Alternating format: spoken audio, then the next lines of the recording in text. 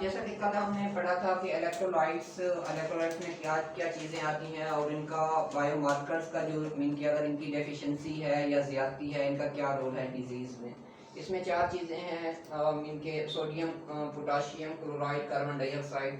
ये इनाइन गैस जो वो चीज़ें होती हैं जो मीन के एक्स्ट्रा इंजेस्ट किए गए हों बॉडी में, जैसे पॉइजन वगैरह हैं, तो उनको कैलकुलेट करने के लिए इसे क्लियर किया जा सकता है। इसका पूरा फार्मूला है वो डिस्कस करते हैं वन बाई वन।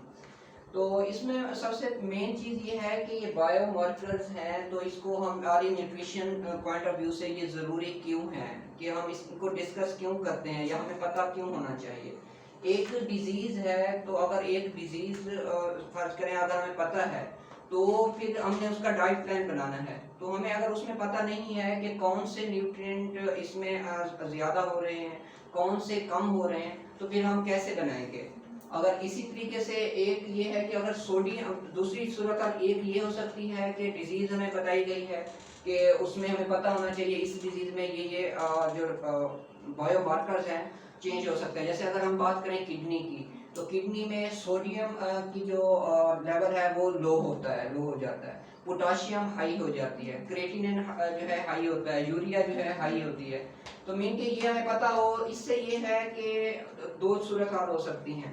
या तो हम इन चीज़ों के टेस्ट करा लें, हमें पता चले कि कौन सी एग्जैक्ट वाकई डिस्टर्ब है वैल्यू बायोमार्कर। दूसरी चीज़ ये हो सकती है कि जब हम डाइट प्लानिंग करें तो हम ऐसी फूड ना दें जिसमें क्रेटिनिन है या यूरिया पैदा होती है, जैसे प्रोटीन फूड है। तो फिर ये है कि ऐसी फूड से अवॉइड करें जो पोटाशियम रिच है। फिर तीसरी चीज़ ये है कि ये इनके चंद एक बायोमार्कर मैं आपको बता रहा हूँ, इससे ज़्यादा भी हो सकते हैं। फिर और तीसरी चीज़ ये है कि सोडियम का इंटेक जो है हम बढ़ा सकते हैं उसमें। फिर ये है कि इतने बायोमार्कर आप लोग मौजूद थे, ये औलिया वगैरह के, हम कल जो विजिट पे थे डॉक्टर इमरान साहब आए बैठे थे, तो मैंने उससे क्वेश्चन किया कि सर आप कैसे डायग्नोज करते हैं डिजीज़ को, तो कैसे आप लोगों को पता चलता है। वो उनका भी मीन के डॉक्टर का भी सेम यही प्रोटोकॉल होता है। जब वो साइन एंड सिम्टम्स के बाद उनको ये चीज़ पता है कि अगर ये साइन एंड सिम्टम्स हैं तो ये डिजीज़ हो सकती है। फिर इस डिजीज को कंफर्म करने के लिए कि आया कि ये वाकई यही डिजीज है, जैसे कि अगर हम कहें कि किडनी का मसला हो रहा है, जो उसका फिल्ट्रेशन रेट है किडनी डिजीज में वो कम होता जाता है। तो मीन के एक सबसे बड़ी चीज़ ये कम हो रहा है। तो दूसरा ये है कि मीन के जो बॉडी में एब्जॉर्प्शन है, एनर्जी है, सही तरीके से मेटाबॉलाइज भी नहीं हो रहे न्यूट्रिएंट वगैरह। तो मीन के इस तरह की प्रॉब्लम है, तो फिर डॉक्टर क्या करते हैं, उनको ये रिकमेंडेशन देते हैं कि ये बायोमार्कर जो है यहाँ डिफेक्ट हो सकते हैं, उसकी कंफर्मेशन के लिए। कंफर्मेशन जब हो गई उनको कि हाँ भाई उन्होंने क्रेटिनिन का टेस्ट कराया, यूरिया का टेस्ट कराया, सोडियम का कराया, पोटाशियम का कराया, और इसके अलावा कैल्शियम जो है किडनी के हवाले से अगर कैल्शियम की कमी देखी जाती है अक्सर इसमें किडनी की डिजीज़ में, और फास्फोरस की जो है वो ज़्यादती देखी जाती है। तो मीन की मल्टीपल चीज़ें हैं। तो अगर हमें एक अच्छा डाइट प्लान बनाना है तो हमें ये चीज़ें पता होना ज़रूरी है। फिर ये 4-5 या मोर देन 10 जो बायोमार्कर जो किसी एक डिजीज़ में रोल प्ले कर रहे होते हैं, जब वो सारे पता हों तो उनका सारों का टेस्ट करा के ये एग्जैक्ट पता चल जाता है कि एग्जैक्ट जो डिफेक्ट आ रहा है, डेफिशिएंसी आ रही है या एक्सेस ज़्यादती आ रही है, तो किस न्यूट्रिएंट की आ रही है। तो डॉक्टर्स जो हैं वो इसी बेस पे मेडिसिन रिकमेंड करते हैं, और न्यूट्रिशनिस्ट जो है वो इसी बेस पे डाइट रिकमेंड करते हैं। फिर हमें एज ए न्यूट्रिशनिस्ट पता होना चाहिए कि सोडियम के सोर्स कौन से हैं, प्रोटीन का सोर्स कौन सा है, और इसी तरह मीन के कैल्शियम के सोर्स कौन से हैं। जो चीज़ मीन के स्टॉप करनी है वो स्टॉप कर दें, और जो चीज़ मीन के देनी है जैसे कि सोडियम है वो इंटेक बढ़ाना है, कैल्शियम का इंटेक बढ़ाना है, तो वो हम उसे रिकमेंड कर सकते हैं। इसी बेस पे सप्लीमेंट भी हम रिकमेंड कर सकते हैं। मीन के अगर सीवियर डेफिशिएंसी हो रही है किसी चीज़ की, तो हम उससे सप्लीमेंट की सूरत में भी दे सकते हैं और डाइट की सूरत में भी दे सकते हैं। कल हमने डिस्कस किया था सोडियम को, आज हम डिस्कस करेंगे कि पोटाशियम को। पोटाशियम जो है ये भी इंट्रासेलुलर कीटाइन है। जो मीन के सोडियम था वो एक्स्ट्रा सेलुलर था, ये पोटाशियम जो है वो इंट्रासेलुलर कीटाइंस है। और इसका पोटाशियम का जो मेन फंक्शन है वो ये है कि जो हमारे मसल्स कंट्रैक्शन कराना, सबसे मेन जो इसका फंक्शन होता है कि मसल को कंट्रैक्शन कराता है ये। और जो इसकी नॉर्मल वैल्यू है पोटाशियम की वो 5.1 से लेकर 3.5 से लेकर 5.1 मिलीमोल होती है। 3.5 से लेकर 5.1 मिलीमोल।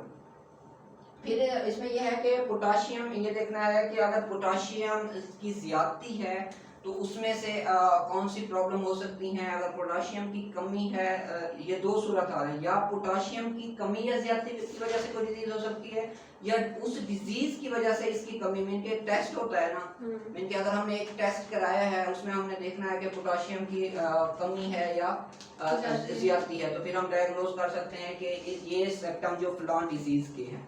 तो अगर ब्लड में पोटाशियम की लेवल ज्यादा आ रहा है तो उसमें आपका सर्कुलेटरी फेलर हो सकता है। मीन के जो सर्कुलेशन होती है ब्लड की वो फेलर हो सकता है, शॉक हो सकता है। शॉक भी सर्कुलेशन, ब्लड की सर्कुलेशन जो है वो स्लो या ज़्यादा हो जाती है, वो भी इसकी वजह हो सकती है। अगर इसके अलावा जो इसकी वजह है पोटाशियम की, मीन की अगर डेफिशिएंसी है, मीन के पोटाशियम की अगर हम ब्लड टेस्ट कराएं और इसकी डेफिशिएंसी देखी जाए तो उसमें डिहाइड्रेशन है, वोमिटिंग और डायरिया, ये मीन के कॉमन होते हैं। डिहाइड्रेशन नहीं, वोमिटिंग एंड डायरिया, जैसा कि सोडियम में था। सिम्टम्स में मीन कि अगर इसकी डेफिशिएंसी है ब्लड में तो वोमिटिंग और डायरिया हो सकता है, और इसकी ज्यादती से किडनी भी हो सकती है। इसकी ज्यादती से मीन के पोटाशियम की कमी से हो रहा था किडनी फेलर या किडनी की कोई डिजीज पोटाशियम की ज्यादती की वजह से हो सकती है। पोटाशियम की ज्यादती से होगी? हाँ, पोटाशियम मीन के ज्यादती से नहीं, अगर ब्लड में पोटाशियम की मिकदार ज्यादा है तो वो इंडिकेट करता है किडनी फेलर का, रेनल डिजीज को, ये एक इंडिकेटर है। और सोडियम की अगर डेफिशिएंसी है तो वो भी इंडिकेट करता है कि रेनल डिजीज को। इसके बाद है हमारे पास क्लोराइड। क्लोराइड जो है ये इंट्रा सेलुलर इनाइन है और इसका जो काम है वो सेम जैसे सोडियम है, सर्कुलेशन का काम करता है या इनके फ्लूइड की बैलेंस को मेंटेन रखना होता है इसका। और इसकी जो नॉर्मल वैल्यू ब्लड में होनी चाहिए वो है 98 से 107 मिलीमोल पर लीटर। और इसका जो काम है, इसकी ज्यादती से डिहाइड्रेशन होती है और क्लोराइड की मीन के इलेक्ट्रोलाइट्स के या फ्लूइड को बैलेंस को मेंटेन रखना, और सोडियम के लेवल को भी ये मेंटेन रखता है। और इसके अलावा इसकी ज्यादती जो है वो डिहाइड्रेशन का सबब बनती है और डेफिशिएंसी वोमिटिंग का, मीन के वोमिटिंग वगैरह हो रही है तो इसकी डेफिशिएंसी हो सकती है। डिहाइड्रेशन है तो क्लोराइड की जो है ज्यादती हो सकती है। यस, अगर ज्यादती हो तो क्या होगा? डिहाइड्रेशन सिम्टम्स में सर अब जैसे है, हाँ वोमिटिंग है डेफिशिएंसी में। सर अब जैसे है एक बंदे को वोमिटिंग हो रही है, उसके जैसे 2-3 इलेक्ट्रोलाइट के सिम्टम्स सेम है, तो कैसे पता चलेगा? उसमें वही है मीन के वोमिटिंग वगैरह के जो आप लोगों ने देखा हो कि ORS ओरल जो है सस्पेंशन दी जाती है, उसमें भी ये तीनों चीजें होती हैं। पोटाशियम भी होता है, क्लोराइड भी होता है, सोडियम भी होता है और ग्लूकोज भी होता है। जो उसका फार्मूला उसका मीन के ये तीनों के जितने भी इलेक्ट्रोलाइट्स हैं मोस्टली उनकी डेफिशिएंसी की वजह से जो है ये वोमिटिंग और डायरिया हो रहा होता है। तो इसके बाद है कार्बन डाइऑक्साइड। कार्बन डाइऑक्साइड हमारी बॉडी में बफर का किरदार अदा करता है। मीन के एसिड और बेस की जो रेशियो है या मीन के एसिडिटी या अल्कलाइन सिस्टम है बॉडी का, मीन के उसे इक्वलिटी पे रखता है। बफर मीन के जो हमारे बॉडी का पीएच होनी चाहिए वो 7.4। तो ये मीन के बफर का यही किरदार होता है कि ना वो 7.4 से बढ़ने दे और ना ही इसे कम होने दे। तो इसकी जो कार्बन डाइऑक्साइड की ब्लड में या टेस्ट में मिकदार है, जो नॉर्मल मिकदार होनी चाहिए कार्बन डाइऑक्साइड की, वो है 22 से 28 मिली एक्विवेलेंट MEQ पर लीटर।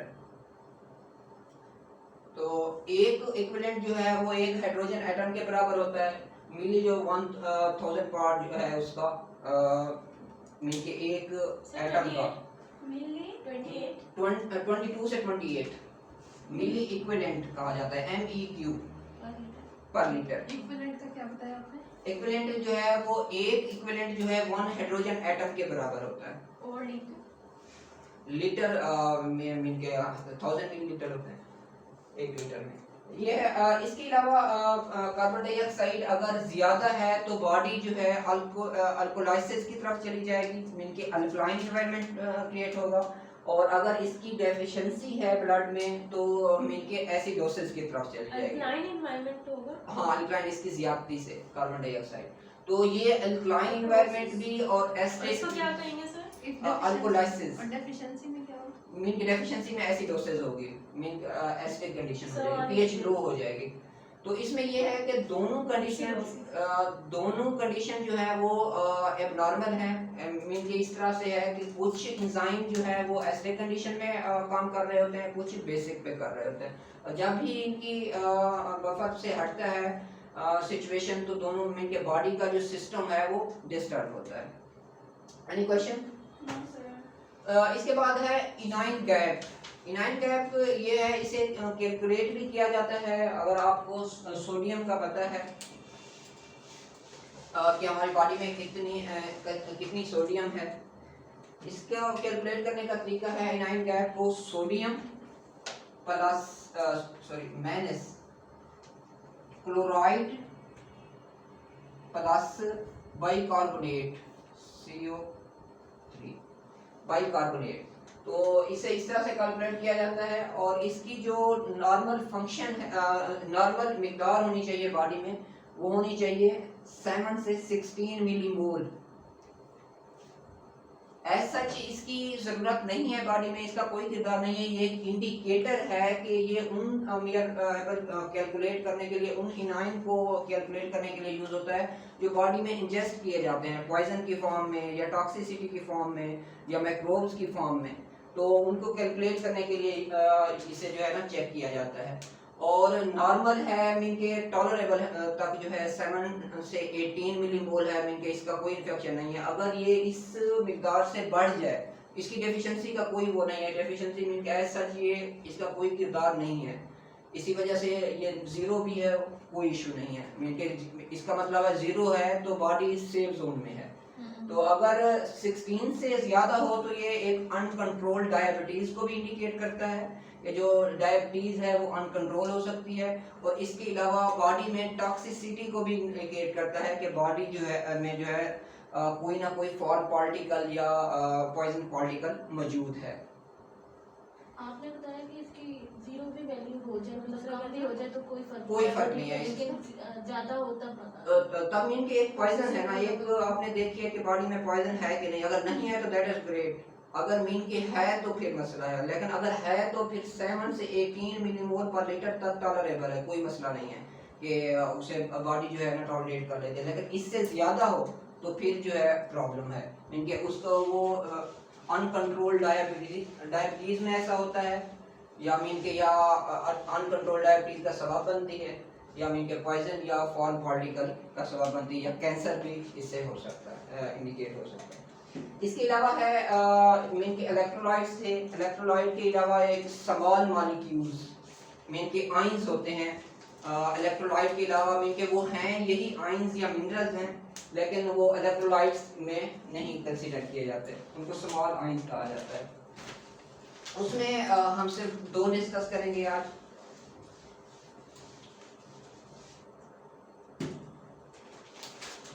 एक है कैल्शियम, दूसरा है फास्फोरस या फास्फेट। Small ions. हाँ, तो कैल्शियम सबसे पहले ये देखेंगे कि कैल्शियम का फंक्शन क्या है। कैल्शियम का पहला फंक्शन ये है कि ये बोन फॉर्मेशन में काम करती है।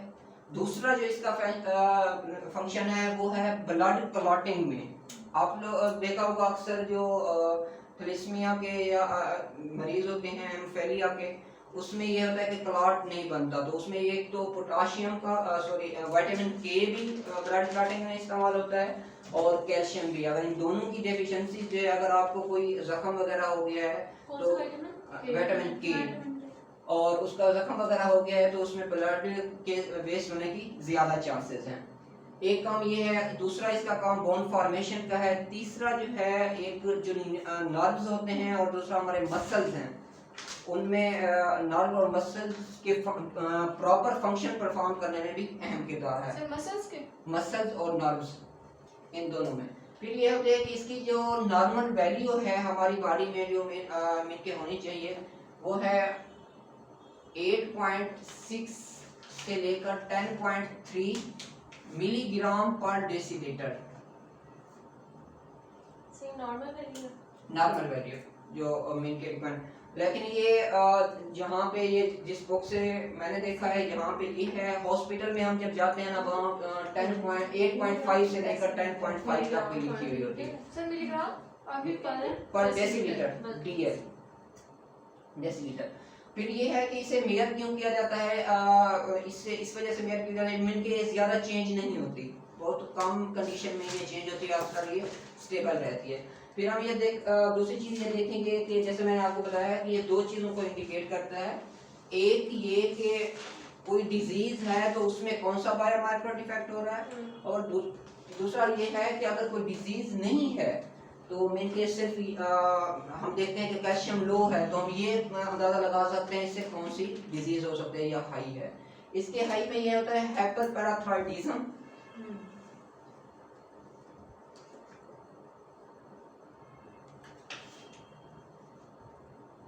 हाइपरपैराथायराइडिज्म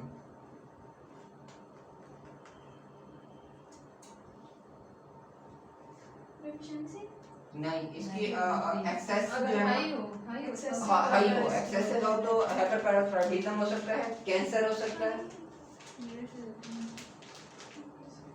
और विटामिन डी का एक्सेसिव इनटेक हो सकता है।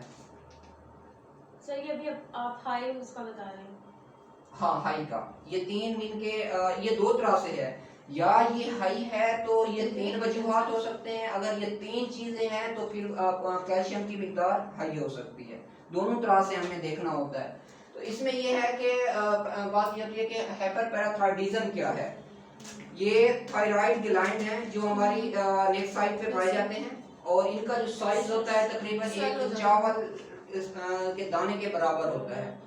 हाइपरथायराइडिज्म में ये होता है कि जो थायराइड ग्लैंड्स हैं वो इन्फ्लेम्ड हो जाते हैं, इनके इनलार्जमेंट हो जाती है उनकी, और जो फंक्शन परफॉर्म नहीं कर सकते। फिर इन थायराइड ग्लैंड का जो फंक्शन होता है वो ये होता है कैल्शियम और फॉस्फेट को बैलेंस रखना इनकी अब्जॉर्प्शन में या इस तरीके से, और इसके अलावा ये हार्ट में भी अपना रोल प्ले कर रहे होते हैं, हार्ट बीट में। इसके अलावा कैंसर विटामिन डी के एक्सेस की वजह से भी हो सकता है, मीन कि अगर इसकी एक्सेस है तो विटामिन डी की भी एक्सेस हो सकती है, अगर विटामिन डी की एक्सेस है तो इसकी मीन कैल्शियम की भी एक्सेस हो सकती है। दूसरी बात ये आती है कि इसकी डेफिशिएंसी या मीन के अगर किसी डिजीज में हमने टेस्ट कराया है इसकी मिकदार जो है वो 8 से कम है तो हम क्या एज्यूम कर सकते हैं, या हम एज्यूम कर सकते हैं एक हाइपोपैराथायराइडिज्म है। हाइपोपैराथायराइडिज्म से मुराद ये है कि इनकी जो प्रोडक्शन है ग्लैंड्स की, हार्मोन्स की, जो थायराइड ग्लैंड पैदा करते हैं वो कम कर रहे हैं, वो इनके नॉर्मल प्रोडक्शन नहीं हो रही उनकी, एक ये हो सकता है। दूसरा हो सकता है पैंक्रियाटाइटिस। हाइपरथायराइडिज्म का क्या बताया आपने, किस सेल की प्रोडक्शन में, किस चीज का? हाइपरथायराइडिज्म हाइपरथायराइडिज्म मीन के वो ग्लैंड्स ज्यादा पैदा करते हैं, मीन के प्रोडक्शन थायराइड ग्लैंड्स जो है ना वो हार्मोन ज्यादा पैदा करते हैं, उनकी प्रोडक्शन तेज हो जाती है, जिसकी वजह से बॉडी का जो सिस्टम है वो डिस्टर्ब होता है, और खास तौर पे कैल्शियम और फॉस्फेट का बैलेंस जो है वो। पैंक्रियाटाइटिस, इसमें ये पैंक्रियाज जो है ये हमारे स्टोमक के करीब पाए जाते हैं, बिलो द स्टोमक, और इनका जो काम होता है ये पैंक्रियाटिक जूस रिलीज करते हैं, एक जो हमारे खुराक को डाइजेस्ट करने में अहम किरदार अदा करता है, और जो दूसरा इसका काम है पैंक्रियाटिक का वो है इंसुलिन और ग्लूकागॉन, उनकी जो प्रोडक्शन या उसके वर्क को कंट्रोल करना मीन के। और इंसुलिन का क्या काम होता है, इंसुलिन का ये काम होता है कि अगर ब्लड में शुगर की मिकदार ज्यादा है तो उसे अब्जॉर्ब कराना, और ग्लूकागॉन का काम ये है कि अगर ब्लड में शुगर की मिकदार कम है तो जो हमारे पास स्टोर एनर्जी है मीन के ग्लाइकोजन की वजह की सूरत में उसे एटीपी में कन्वर्ट करना। मीन के इसमें यह होता है कि अगर कैल्शियम की डेफिशिएंसी है तो पैंक्रियाटाइटिस हो सकता है। इसके अलावा जो कैल्शियम की डेफिशिएंसी से रेनल डिजीज, किडनी डिजीज भी हो सकती है, या किडनी की डिजीज में कैल्शियम की डेफिशिएंसी होती है। अक्सर यहाँ मरीज देखते हैं हॉस्पिटल में, उसमें कैल्शियम का जो लेवल होता है वो लो होता है।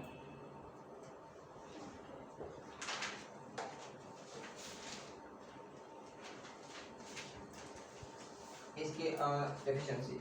अच्छा, इसके अलावा है फॉस्फेट या फॉस्फोरस। सर कैल्शियम स्टोन भी तो होता है किडनी में। क्या चीज? कैल्शियम स्टोन ज्यादती की वजह से वो मीन के कुछ ये फॉस्फेट या कैल्शियम की वजह से जितने वेजिटेबल्स हैं ना, उनकी जो छिलका होता है उसमें होती हैं कुछ केमिकल, उसकी वजह से होता है कैल्शियम स्टोन मीन के। और दूसरी ये है कि जो चीज़ें बताई हैं ना ये लिमिटेड हैं, ये कुछ चीज़ें निकालें तो मैक्सिमम, जैसे आप लोगों को मैंने कहा था कि सोर्स निकाल के हैं, जो मीन के मेजर सोर्स थे ना वो 3 से 4 होते हैं, लेकिन लंबी लिस्ट जब निकालने से लंबी लिस्ट बन गई, उसमें यह थोड़ा बहुत मीन के कंट्रीब्यूशन होता है। तो आप अगर डीपली जाएं तो फिर काफ़ी सारे और भी फैक्टर होते हैं, जो मेजर हैं वो हम उनको डिस्कस कर रहे हैं। इसके अलावा है फास्फोरस या फॉस्फेट।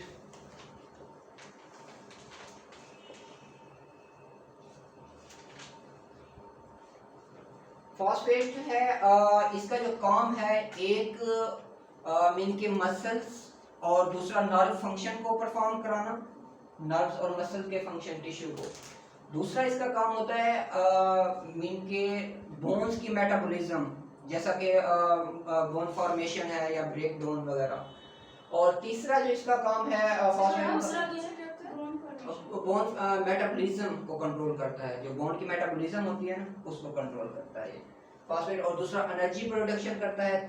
तीसरा जो है टिश्यू या मसल्स में, नर्व्स और मसल में उनके इंपॉर्टेंट फंक्शन परफॉर्म करते हैं। नर्व्स एंड मसल्स को फंक्शन परफॉर्म करने में अहम किरदार अदा करता है। पहला काम है इसका फॉस्फेट का एनर्जी प्रोडक्शन में। मीन क्या आपने देखा जितने भी एटीपी है, energy adenine triphosphate, mean ADP adenine diphosphate, mean के फॉस्फेट उसमें एनर्जी प्रोडक्शन में ये ज़रूरी होता है, उसका हिस्सा है। काफ़ी सारे एमिनो एसिड हैं उनका भी ये पार्ट होता है। इसके अलावा इसका जो काम है वो बोन फॉर्मेशन जब हो रही है उसकी मेटाबॉलिज्म में या बोन फॉर्मेशन में, दोनों में कह सकते हैं अहम किरदार अदा करता है। तीसरा जो इसका काम है वो है कि मसल्स और नर्व्स के फंक्शन जो है उनको परफॉर्म करने में अहम किरदार अदा करता है। इसके अलावा इसकी जो नॉर्मल वैल्यू है वो है 0.87 से लेकर 1.45 मिलीमोल पर लीटर, मिलीमोल पर लीटर। तो फिर इसमें यह है कि इसकी ज्यादती और इसकी डेफिशिएंसी से क्या चीज़ मिलके हो सकती है। इसकी एक ज्यादती से ये है कि जो रेनल इंसफिशिएंसी है, मीन के रेनल इंसफिशिएंसी हो जाती है, रेनल का जो काम है, फंक्शन है, वो डिस्टर्ब होता है इसकी ज्यादती में। या रेनल की डिजीज में अगर हम देखें तो फास्फोरस जो है वो ज्यादा होता है, मीन के कैल्शियम कम होती है, फास्फोरस ज्यादा होता है। और दूसरा मीन के इसकी ज्यादती जो है वो इंडिकेट करती है आपका कि आप लोग फॉस्फेट की ज्यादा मिकदार ले रहे हैं, इनटेक जो है फॉस्फेट का ज्यादा कर रहे हैं, या विटामिन डी का जो इनटेक है वो ज्यादा है मीन की इसकी ज्यादती से। और इसकी डेफिशिएंसी में है कि एक हाइपरपैराथायराइडिज्म का सबब बनती है इसकी डेफिशिएंसी, मीन के कैल्शियम की ज्यादती हाइपरपैराथायराइडिज्म का सबब बन रही थी, और फास्फोरस या फॉस्फेट की कमी है जो डेफिशिएंसी है वो हाइपरपैराथायराइडिज्म का सबब बनती है। और इसके अलावा इसकी डेफिशिएंसी हो सकती है डायूरेटिक के इस्तेमाल से, जैसे डायूरेटिक जितने भी मोस्टली हाइपरटेंशन के लिए इस्तेमाल होते हैं, तो वहाँ अगर उनका एक्सेस यूज़ है, अपर यूज़ है, तो फिर भी इसकी डेफिशिएंसी देखी जा सकती है। दूसरा जो ऑन्ट एसिड्स हैं उनके ज़्यादा इस्तेमाल से भी इसकी डेफिशिएंसी हो सकती है। कौन से एसिड्स? ऑन्ट एसिड्स एसिड में ये है, ये यूज होते हैं आपके स्टोमक के लिए। मीन कि अगर हार्ट बर्न है या स्टोमक इश्यूज है तो ये मोस्टली यूज, अगर इनका अगर यूज है तो फिर भी फॉस्फेट की या फास्फोरस की डेफिशिएंसी देखी जाती है। मीन कि ये एक जनरल व्यू था इलेक्ट्रोलाइट्स या आयंस के हवाले से, जो मीन के हमें किसी भी डिजीज को डायग्नोज करने के लिए या उसे एक अच्छा डाइट प्लान देने के लिए तो हमें हमारे लिए ज़रूरी है। आप ये देखें कि अगर किसी को हार्ट बर्न वगैरह है या वो यूज़ कर रहा है मीन के इस तरह की डाययूरेटिक्स या आंट एसिड्स वगैरह, तो हम उसे ऐसी फूड दें जिसमें जो है फास्फोरस है, क्योंकि ये डेफिशिएंसी की का सबब बन रहा है। तो अब इसी तरह हमने देखे कि कैल्शियम की वजह से थायराइड ग्लैंड जो है डिस्टर्ब हो रहे हैं उसकी ज़्यादती की वजह से। तो मीन के अगर थायराइड, अक्सर थायराइड का टेस्ट भी होता है, आप लोग देखेंगे अगर उसकी ज़्यादती है तो आप उसको कैल्शियम इंटेक कम करें और फास्फोरस का जो इंटेक है वो बढ़ाएं। अब कैल्शियम किस चीज़ में है, फास्फोरस किस चीज़ में है? कैल्शियम जितनी भी मिल्क प्रोडक्ट, डेयरी प्रोडक्ट्स में ज़्यादा पाई जाती है। फास्फोरस जो है ना मीट या मीट प्रोडक्ट्स में ज़्यादा पाई जाती है, या जैसे कॉलीफ्लावर है, इस तरह की चीज़ों में। तो मीन के इसके लिए जब हम मैनेजमेंट करें तो हमारे लिए एक तो पता होना ज़रूरी है, दूसरा ये भी पता होना चाहिए कौन कौन से न्यूट्रिएंट हैं जो डिफेक्ट हो रहे हैं या मीन के एक्सेस हो रही है जिनकी, और फिर उनके सोर्स का भी पता होना चाहिए। मीन के ऐसे हम कह सकते हैं इसे, जो हमारा ये चीज़ हम स्टडी कर रहे हैं टेस्ट पैनल, ये सिर्फ टेस्ट नहीं है, ये हमारी पूरी की पूरी न्यूट्रिशन की बेस है। हम इसी बेस पे डाइट प्लान दे सकते हैं, हम इसी बेस पे सप्लीमेंट रिकमेंड कर सकते हैं, और हम इसी बेस पे जो है ना किसी भी डिजीज को डायग्नोज कर सकते हैं। तो इसी वजह से आप लोग हम ऐसा ऐसा थोड़े थोड़े पढ़ रहे हैं, लेकिन आप लोगों को फिंगर टिप्स पे आने चाहिए ये। अगर आप लोगों को जितनी भी चीज़ें आपको आती हों न्यूट्रिशन के हवाले से, अगर ये चीज़ें नहीं आती तो आप लोग एक अच्छा डाइट प्लान नहीं बना सकेंगे। Any question? Okay, thank you. और आप लोगों की जो असाइनमेंट है वो यही है, जितनी भी हमने डिजीज देखी हैं तो उनको जैसा कि हमने देखे हैं कि आंट एसिड्स में ये यूज़ हो रहे हैं या डाययूरेटिक्स में है, मैंने एक एक बताया है उनका इस्तेमाल, उसका फर्दर देखें उनमें से कौन कौन से होते हैं और उनका इस्तेमाल क्या है। और जो डिजीज़ जैसे हाइपरपैराथायराइडिज्म है उसमें ग्लैंड्स, हमने थायराइड ग्लैंड्स का जिक्र किया, उसमें कौन कौन से ग्लैंड्स आते हैं, जो चीज़ें आपने टर्म्स डिटेल में पढ़ के आना है। मीन के एलैबोरेट करना है, जो टर्म्स हमने यहाँ देखी है ना उन टर्म्स का मतलब क्या है, मैंने ओवरव्यू दिया है, आप लोगों को उनको डिटेल में देख के आना है। Okay, thank you sir.